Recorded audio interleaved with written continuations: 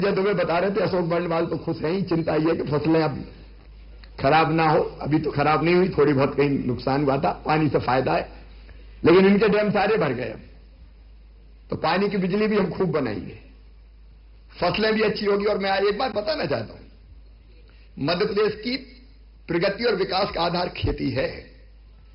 मित्रों, मैं आपको बताना चाहता हूं कि मध्य प्रदेश की एग्रीकल्चर ग्रोथ कई वर्षों तक बीच बीच में 18+ भी रही है। इतना उत्पादन बढ़ा है हमारा। मैं एक ही आंकड़ा आपको बताऊंगा कि 2003-4 तक 159 लाख मीट्रिक टन अन्न का उत्पादन था, अब हो गया 619 लाख मीट्रिक टन के भी ऊपर। और आप देखिए, ये फायदा केवल किसान का नहीं है। किसान के पास पैसा आता है तो व्यापारी की दुकान चलती है, वो सामान खरीदने जाता है, सबसे बड़ा उपभोक्ता है वो। कोई 4 व्हीलर खरीद रहा है, कोई 2 व्हीलर खरीद रहा है, कोई फ्रिज खरीद रहा है, कोई टीवी खरीद रहा है, कोई कपड़े खरीद रहा है। व्यापारी की दुकान चली तो कारखानों में जो माल बनता है वो उठा तो पूंजी का निर्माण हुआ, पूंजी का निर्माण हुआ तो नया निवेश आया, नए कारखाने खुले। अर्थव्यवस्था का चक्र अपना ऐसा चला कि मध्य प्रदेश की जीएसडीपी जो कभी हुआ करती थी 3-4 में 71,000 करोड़ की, आज 15 लाख करोड़ टच कर रही है, 15 लाख करोड़। और उसी का परिणाम है कि हमारा बजट बढ़ता जा रहा है। मध्य प्रदेश का बजट था 2003-4 में केवल 23,000 करोड़, उसको 1 लाख करोड़ के पार ले जाने में 2012 आ गया। 2 लाख करोड़ मैंने क्रॉस किया 2020-21 में, और इस साल 3,14,000 करोड़ का बजट हमने दिया है। और जब पैसा हमारे पास आया तो आपकी नियुक्ति भी कर रहे हैं, नहीं वैसे ही काम चलाते थे। लाडली बहना योजना भी बना रहे हैं, भांजे भांजियों को लैपटॉप भी बांट रहे हैं, स्कूटी भी दे रहे हैं। ये चमत्कार पूरा बरसात, खेती, ये सब एक दूसरे से संबंधित है। और इसलिए एग्रीकल्चर विभाग को लगातार मेहनत करती रहनी है। सिंचाई 7 लाख हेक्टेयर में होती थी, अब 47 लाख हेक्टेयर में कर रहे हैं, और 65 लाख हेक्टेयर तक अभी ले जाएंगे। तो लगातार प्रगति और विकास का महायज्ञ अपना चल रहा है। बिजली के बिना सब सूना होता है। आजकल बिजली 2 घंटे भी, एक जमाना था जब हम पढ़ते थे तो कभी आती कम थी, जाती ज्यादा थी। सही बता रहा हूं, 2 घंटा 3 घंटा। तुमने तो मामा का राज देखा, वो देखा ही नहीं है पुराना वाला। जब बिजली के लिए तरसते थे लोग, कभी कभी आती थी तो लोग कहते थे आ गई आ गई आ गई। लेकिन अब पर्याप्त बिजली दे रहे हैं। कई नए पावर प्लांट लगाते जा रहे हो, कई नवाचार हो रहे हैं मध्य प्रदेश में। अपन ने ओमकारेश्वर में तय किया कि जो बांध है उसकी सतह पर, पानी की सतह पर फ्लोटिंग पावर प्लांट भी हम लगा रहे हैं, सोलर पावर प्लांट। बांध में तैरेंगी सोलर पैनल, सूरज, उससे बिजली बनेगी, और पानी भाप बन के भी नहीं उड़ेगा। आम के आम, गुठलियों के दाम। ऐसी कई तरीके भी हम निकाल रहे हैं। अब बिजली की कमी नहीं रहेगी, और बिजली विभाग ने भी अपनी भर्तियां की है। लेकिन देखो, अपना देश ऐसा है जो केवल मनुष्य की बात नहीं करता। हम लोग कहते हैं कि धर्म की जय हो, अधर्म का नाश हो, और प्राणियों में सद्भावना हो। कभी ना कभी ये आपने लगाया होगा, प्राणियों में सद्भावना हो और विश्व का कल्याण। देखो, ये साधारण घटना नहीं है, ये भारतीय है जो कहता है प्राणियों में सद्भावना और केवल मेरा नहीं विश्व का कल्याण हो। कितना बड़ा सोच है ये भारत का। यही तो सनातन सोच है, और कुछ लोग इसी पे उंगलियां उठा रहे हैं। सनातन को डेंगू और मलेरिया पता नहीं क्या क्या बता रहे हैं, लेकिन सनातन का ना आदि है ना अंत है, ये तो अनंत है, और कोई खत्म भी नहीं कर सकता इसे। कई आए और कई चले गए, लेकिन सनातन तब भी था, सनातन आज भी है, और आगे भी रहेगा। और इसलिए प्राणियों में सद्भावना हो तो पशुओं का भी कल्याण हो। हमने तो एक ही चेतना सब में मानी, मनुष्य मात्र में एक चेतना, इसलिए हम सब एक हैं। और वही चेतना हमने पशु पक्षियों में भी मानी। आज मैं वैसे समय कम है लेकिन और विषय से भटक भी रहा हूं, लेकिन दिल में जो आ रहा है कहता जा रहा हूं। आप देखो, अपने यहां 10 अवतार माने, उनमें से 3 माने पशुओं के रूप में, 12 है मत्स्य कूर्म, और चौथा नरसिंह का आधा मनुष्य और आधा पशु के रूप में। इसके पीछे भाव क्या है? पशुओं को भी आदर से देखो, आत्मभाव से देखो। 33 करोड़ देवताओं का वास गौ माता में, उनके बिना अपना काम नहीं चल सकता। देखिए, दुनिया तब चलेगी जब संतुलन हो। तो मनुष्य भी चाहिए, पशु पक्षियों के लिए भी स्थान चाहिए, जीव जंतु कीट पतंगे पेड़ पौधे सब जरूरी है। जब मैं एक चेतना की बात करता हूं तो मनुष्यों में भी है, पशुओं में भी है, पेड़ पौधों में भी है। इसलिए तो बट के वृक्ष की पूजा, पीपल की पूजा, तुलसी का पौधा हमें भेंट किया गया। इसका मतलब पेड़ पौधों के बिना साइंटिफिक तरीके से देखें तो ऑक्सीजन तो वो ही देते हैं, जिंदा ही नहीं रह सकते आप। उनके कारण वर्षा होती है। तो ये सोच पूरी तरह वैज्ञानिक सोच है। नदियों को हमने मां कह के बुलाया।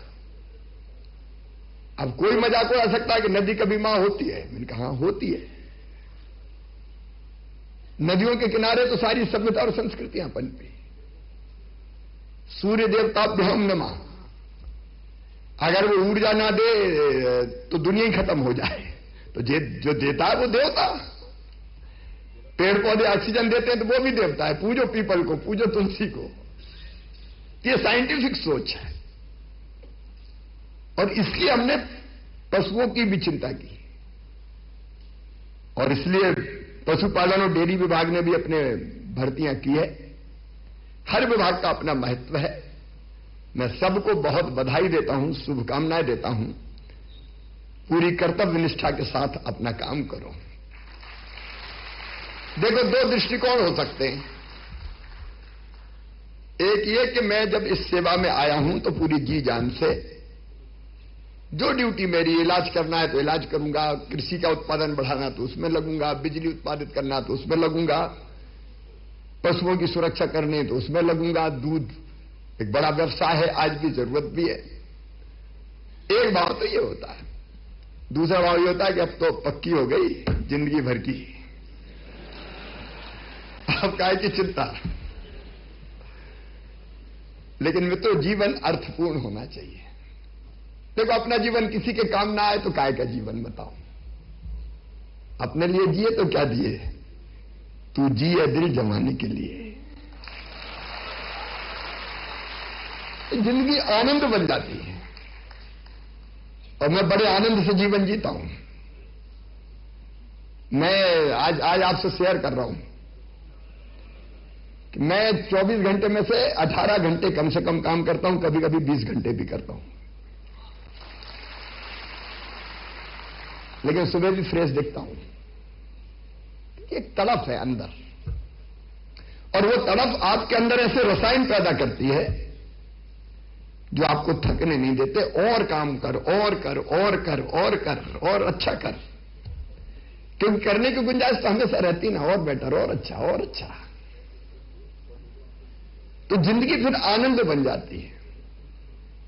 और जिंदगी को जिए तो आनंद से जियो, कोई टेंशन वेंशन